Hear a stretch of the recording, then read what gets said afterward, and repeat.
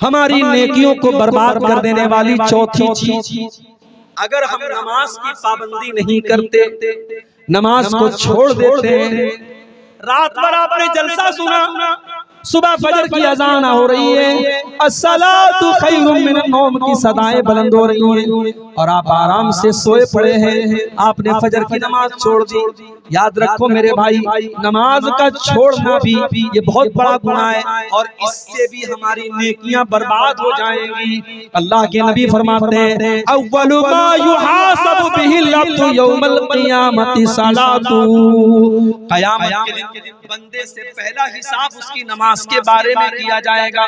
फ़इन सलुहत, अगर नमाज का मामला सही है, अगर नमाज सही है तो सारा अमल सही है, और अगर नमाज का मामला गड़बड़ है तो सारा मामला गड़बड़ है। और एक और हदीस में अल्लाह के नबी ने फरमाया, मन तरका सलातल अस्री फक़द हबिता अमलुहु, जिसने असर की नमाज जानबूझ करके छोड़ दी उसका अमल बर्बाद हो जाएगा। जब एक टाइम की नमाज जानबूझ करके छोड़ने वाले का अमल बर्बाद हो जाएगा। हमारे कितने भाई ऐसे हैं जो एक टाइम की भी नमाज नहीं पढ़ते, जिनकी जिंदगी में नमाज के लिए कोई मकाम नहीं है। भाइयों सोचो उनका क्या। शेख अब्दुल अजीज इब्न बाज से पूछा गया, बीवी नमाज पढ़ती है, शौहर नमाज नहीं पढ़ता। बीवी नमाज पढ़ती है, शौहर नमाज नहीं पढ़ता, एक टाइम की नमाज नहीं पढ़ता, शौहर जहां क्या होगा। शेख इब्न बाज का फतवा मौजूद है, जाइए इंटरनेट पर आप भी देख लीजिए। शेख इब्न बाज कहते हैं, अगर बीवी नमाजी है और शौहर बेनमाजी है तो निकाह खत्म कर दिया जाएगा, निकाह खत्म कर दिया जाएगा और उस मुसलमान औरत को उस बेनमाजी के साथ नहीं रखा जाएगा, क्योंकि नमाज न पढ़ने वाला काफिर है, नमाज को जानबूझ करके छोड़ने वाला काफिर है। ये सऊदी अरब के बहुत बड़े मुफ्ती का फतवा है। चलो ठीक है, हम इतनी सख्त बात नहीं कहते, हम कहते हैं नमाज छोड़ने वाला काफिर नहीं है अगर वो नमाज को फर्ज मानता है, नमाज को जरूरी मानता है। अगर लापरवाही की वजह से वो नमाज नहीं पढ़ता है, काफिर तो नहीं है, मगर मेरे भाइयों गुनहगार तो है और बहुत बड़ा गुनहगार है। और आज अफसोस की बात ये है, हम दावा ये करते हैं कि हम नबी के चाहने वाले हैं, हम नबी से मोहब्बत करने वाले हैं, नबी के लिए जान दे देंगे। अरे तुम क्या नबी के लिए जान दोगे, तुम क्या नबी से मोहब्बत करोगे। तुम्हें नबी से मोहब्बत होती तो तुम नमाज न छोड़ते। मेरे नबी को नमाज से बहुत प्यार था। अल्लाह के नबी कहा करते थे, जुइलत कुर्रतु ऐनी फिस सलाह, नमाज मेरी आंखों की ठंडक है, मेरी नमाज मेरी आंखों की ठंडक है। और अपनी वफात के पहले, अपने इंतकाल के पहले अल्लाह के नबी दुनिया से ये कहकर गए, अस्सलात व मा मलकत ऐमानुकुम, ओ लोगों नमाज की पाबंदी करते रहना, नमाज का ख्याल करते रहना, नमाज जानबूझ करके कभी मत छोड़ो। तो नमाज छोड़ने वाला भी बहुत बड़ा गुनहगार है और वो अपनी नेकियों को खतरे में डाल रहा है। इस बात का डर है कि उसकी नेकियां बर्बाद हो। और आगे 11 चीजें मैं बयान करके बात खत्म कर दूंगा। अभी 4 चीजें।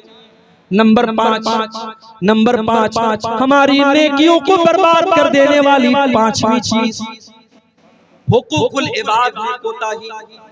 अगर आपने किसी का हक मारा होगा, किसी की जमीन पर नाजायज कब्जा किया होगा, किसी का माल नाजायज तरीके से हड़प लिया होगा, अल्लाह के नबी फरमाते हैं कि मेरी उम्मत में सबसे गरीब आदमी, सबसे फकीर आदमी, सबसे मुफलिस आदमी वो होगा जो क़यामत के दिन नमाज लेकर के आएगा, रोजा लेकर के आएगा, ज़कात लेकर के आएगा, हज लेकर के आएगा, बहुत सारी नेकियां लेकर के आएगा। वयाती कद शतम हाज़ा व क़ज़फ़ हाज़ा वो अकला माला हाज़ा, लेकिन किसी को गाली दी होगी, किसी का हक मारा होगा, किसी का माल हड़पा होगा, किसी की जमीन पर कब्जा किया होगा, उसकी सारी नेकियां उसके उन तमाम हकदारों को दे दी जाएगी जिनका उसने हक मारा था। और जब उसकी नेकियां खत्म हो जाएंगी, अल्लाह के नबी फरमाते हैं हकदारों के गुनाह इसके ऊपर लाद दिए जाएंगे, और जो दुनिया से नेकी लेकर के गया था उसके ऊपर दूसरों के गुनाह लाद दिए जाएंगे और वो जहन्नम के अंदर फेंक दिया जाएगा। मेरे भाइयों, बड़ा खतरनाक मसला है हुकूकुल इबाद का। किसी का हक मत मारना, किसी का हक मत मारना। दुनिया की अदालत में हो सकता है आप केस जीत जाएं, वकील को खरीद लें, जज को खरीद लें, पुलिस वालों को खरीद लें, हो सकता है दुनिया में आप बेईमानी कर लें, कान खोल करके सुन लो, अल्लाह की अदालत में कोई बेईमानी नहीं कर सकता, अल्लाह की अदालत में कोई रिश्वत नहीं चलेगी, अल्लाह के फरिश्ते रिश्वत नहीं लेते।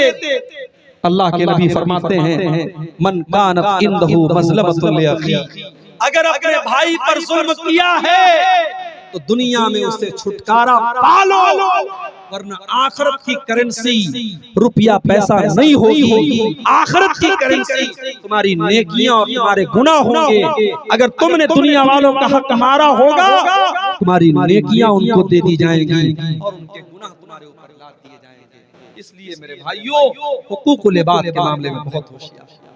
आज भाई भाई का हक मार रहा है, आज कितने बाप हैं अपनी औलाद का हक मार रहे हैं, कितने बाप है अपनी बेटियों को, कितने भाई हैं अपनी बहनों को जायदाद में वरासत में महरूम कर देते हैं, सारी जायदाद बेटों के नाम लिख देते हैं ताकि बेटी वारिस ना हो जाए। कितने भाई हैं अपनी बहनों का हिस्सा और हक खा जाते हैं। मेरे भाइयों याद रखो, हुकूकुल इबाद का मामला बहुत खतरनाक है। अगर आपने किसी का हक मारा होगा, कल क़यामत के दिन आपको जवाब देना पड़ेगा और आपकी नेकियां बर्बाद हो जाएगी और आपके जिम्मे उस इंसान के गुनाह डाल देंगे। 5 चीजें हो गई। नंबर 6, शराब पीना, ये भी बहुत बड़ा गुनाह है। शराब पीने वाले की नमाज भी कबूल नहीं होती है। अल्लाह के नबी फरमाते हैं मन शरिबल खम्रा ला तुक़बलु लहू सलातु 40 सबाहा, जो शराब पीता है उसकी 40 दिन की नमाज कबूल नहीं होगी। शराब पीने वाले की 40 दिन तक की नमाज कबूल नहीं होगी जब तक वो अल्लाह ताला से सच्ची तौबा न कर ले, उसकी 40 दिन तक की नमाज कबूल नहीं। इतना बड़ा गुनाह है शराब पीना। आज मुसलमान बड़े शौक से शराब पी रहा है। शराब के अड्डों पे चले जाओ, आपको मुसलमान ज्यादा नजर आ जाएंगे। मेरे भाइयों, शराब से बचो, नशे से बचो। ये नशा आपकी नमाजों के लिए, आपकी इबादत के लिए बहुत घातक है। शराबी की 40 दिन तक की नमाज कबूल नहीं। और जब इंसान शराब पीता है, जब नशे की हालत में होता है, वो अपनी माँ को माँ नहीं समझता, अपनी बहन को बहन नहीं समझता। वो अपनी माँ के साथ क्या कर दे, बहन के साथ क्या कर दे, कोई गारंटी नहीं है। इसीलिए हजरत उस्मान गनी कहते हैं कि अल खम्रु उम्मुल खबाइस, शराब तमाम गंदगियों की जड़ है, तमाम बुराइयों की माँ है। इसलिए शराब। तो ये छठी चीज है कि हम शराब। 7वीं चीज, हमारी नेकियों को नष्ट कर देने वाली, हमारी नेकियों को बर्बाद कर देने वाली, हमारी नेकियों को खत्म कर देने वाली 7वीं चीज, बीवी का शौहर का हक अदा न करना। शादी हो गई, अब बीवी शौहर का हक अदा नहीं कर रही है, उसका अंजाम क्या होगा? आइए मैं हदीस आपको सुना दूं। अल्लाह के नबी फरमाते हैं सलासतुन ला यक़बलुल्लाहु सलातहुम, 3 लोग ऐसे हैं जिनकी नमाज अल्लाह ताला कबूल नहीं करता है। उनकी नमाज उनके सर के ऊपर नहीं जाती है, अल्लाह ताला के उनकी नमाज नहीं जाती है, उनकी नमाज नीचे ही रह जाती है, आसमान पर नहीं जाती है। 3 ऐसे बदनसीब लोग हैं। नंबर 1, रजुलुन अम्मल कौम व हुम लहू कारिहून, एक वो इंसान जो नमाज पढ़ा रहा है जबकि लोग उसको इमाम बनाना नहीं चाहते, लोग उसकी इमामत को पसंद नहीं करते, जबरदस्ती इमाम बना हुआ है। बहुत सारी जगहों पर ऐसा लोग नापसंद करते हैं उसकी किसी हरकत की वजह से, लेकिन वो जबरदस्ती 5 टाइम की नमाज पढ़ा रहा है, जबरदस्ती इमाम बना हुआ है। अल्लाह के नबी फरमाते हैं जो जबरदस्ती लोगों का इमाम बन जाए, कयामत के दिन उसकी नमाज अल्लाह के कबूल नहीं। नंबर 2, वरजुलुन सल्ला अला जनाज़तिन वलम युमर, जो किसी की जनाजे की नमाज पढ़ा दे जबकि उससे कहा नहीं गया था, किसी और से कहा गया था, ये जबरदस्ती आगे बढ़कर के जनाजा पढ़ा रहा है। जनाजे की नमाज बगैर इजाजत पढ़ाने वाला, उसके लिए भी अल्लाह के नबी फरमाते हैं उसकी नमाज अल्लाह ताला के कबूल नहीं। और नंबर 3, वमरातुन ताहा ज़ौजुहा, और वो औरत जिसका शौहर उसको बिस्तर पर बुला रहा है, जिसका शौहर अपना हक अदा करने के लिए उसको बुला रहा है, और वो इनकार कर रही है। ये बहुत बड़ी बात। बीवी का हक है कि वो शौहर की बात माने और शौहर का हक है कि वो बीवी का हक अदा करे। अगर बीवी शौहर का हक अदा नहीं करती है, नमाज पढ़ती रहे, रोजा रखती रहे, हज करती रहे, अल्लाह ताला के यहाँ वो जन्नती नहीं बन सकती जब तक वो शौहर का हक अदा करे। इसीलिए जब एक औरत अल्लाह के नबी के पास आती है, अल्लाह के नबी पूछते हैं अज़ाती ज़ौजिन अंती, क्या तुम शादीशुदा हो? अल्लाह के नबी मैं शादीशुदा हूँ। आपने फरमाया कि तुम अपने शौहर के साथ कैसा सलूक करती हो? कहती है अल्लाह के नबी मैं अपने शौहर के साथ बहुत अच्छा सलूक करती हूँ, मैं खुश रखती हूँ उसको। आपने फरमाया कान खोल करके सुन लो, इन्नमा हुआ जन्नतुकी व नारुकी, तुम्हारा शौहर तुम्हारी जन्नत है और तुम्हारा शौहर तुम्हारी जहन्नम भी है। तुम उसे खुश रखोगी, उसकी खिदमत करोगी, उसकी इताअत करोगी तो जन्नत में जाओगी, और शौहर का हक अदा नहीं करोगी, शौहर को नाराज करोगी, शौहर की फरमा बरदारी नहीं करोगी तो वही शौहर तुम्हारे लिए जहन्नम बन जाएगा। आज बहुत सारी औरतें जलसे में जाती हैं, तकरीर सुनती हैं रात दिन, मगर शौहर से ढंग से बात नहीं करती, शौहर से सीधे मुंह बात नहीं करती हैं। मेरी माँ और बहनों, आपकी नमाज, आपकी दीनदारी बेकार है अगर आपका शौहर आपसे खुश नहीं है, अगर आप अपने शौहर को खुश नहीं रखती हैं और उसका हक अदा करती। और आगे बढ़िए, नंबर 7, सातवीं चीज जो हमारी नेकियों को बर्बाद कर देने वाली है, औरत का खुशबू लगा करके घर के बाहर निकलना।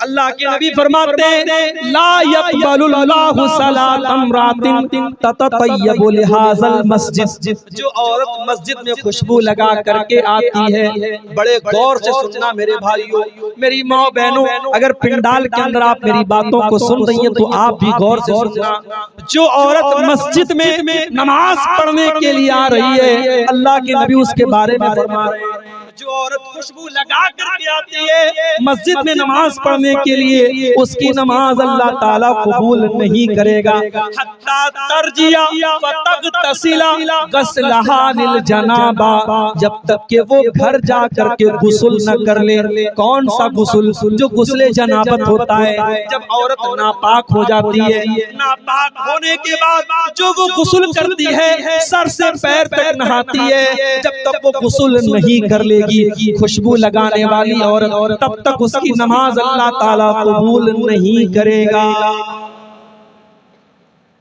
जब नमाज के लिए आने वाली औरत खुशबू नहीं लगा तो जलसे के लिए आने वाली औरत खुशबू कैसे लगा?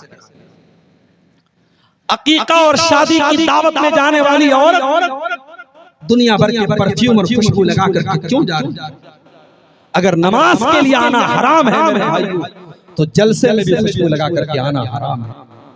मुझे अफसोस होता है आपके इलाके में, मुझे लोगों ने बताया कि कहीं पर जलसा हुआ था, बहुत बड़ा जलसा हुआ था, लाखों का खर्च हुआ था, मगर जलसे में मानुस छिलोना, मानुस छिलोना आदमी नहीं थे। मैंने पूछा क्यों नहीं थे? बोले औरतें नहीं आई, औरतों का इंतजाम नहीं था तो मर्द हजरात नहीं आए। पता ये लगा कि जलसे में मर्दों की और नौजवानों की एक बड़ी तादाद इसलिए आ रही है क्योंकि औरतों का जमघट होता है।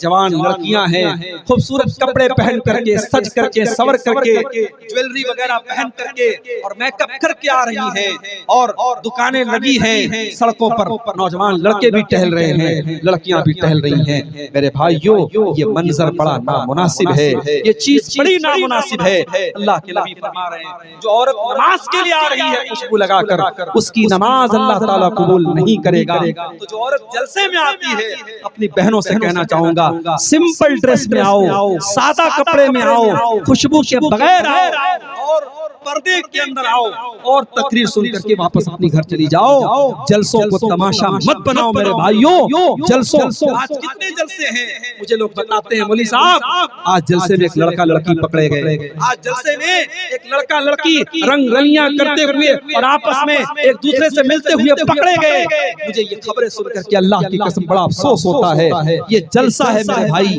ये दीन का प्रोग्राम है और आज आपके सीमांचल में इन जलसों की क्या शक्ल बना दी गई। हमें इस पर भी गौर करना चाहिए, हमें अपने जलसों की भी इस्लाह करनी चाहिए। हम अपने घर की औरतों को अगर जलसे में लाते हैं तो सख्ती करके लाएं, जलसे में जाना है, मगर सिंपल तरीके से जाना है। अपनी जवान लड़कियों को आप ताकीद कर दें, देखो हमें सादा तरीके से जाना है, सज करके समर करके मेकअप करके खुशबू लगा करके नहीं जाना है। जब मस्जिद में नमाज पढ़ने के लिए जाना हराम है, तो जलसे में भी सज समर करके आना किसी औरत के लिए जायज नहीं है। और आगे तो खुशबू लगा कर जो औरत आती है उसका मामला भी आपने सुन लिया। इसी तरीके से मेरे भाइयों, नेकियों को बर्बाद कर देने वाली एक और चीज, और वो चीज ये है कि इंसान अकेले तन्हाई में, जहां कोई देखने वाला ना, वहां वो गुनाह करे, वो नाजायज काम करे, वो हराम काम करे। अकेले और तन्हाई में किए जाने वाले गुनाह भी इंसान की नेकियों को बर्बाद कर देते हैं। और मैं जो हदीस सुनाने जा रहा हूं, आप उस हदीस को बड़े गौर से सुनिएगा। और आपके हाथों में मोबाइल है, आप सबके हाथों में मोबाइल है, मैं जानता हूं। आज 3 साल के बच्चे से लेकर 70 साल के बूढ़े के हाथ में मोबाइल और स्मार्टफोन है। मोबाइल चलाने वाला इस हदीस को गौर से, मोबाइल चलाने वाली हमारी नौजवान बहनें, हमारी कौम की लड़कियां भी इस हदीस को गौर से सुने, हमारे नौजवान भाई भी सुने। हदीस के रावी कौन है? हजरत सौबान रज़ी अल्लाह तआला अन्हु।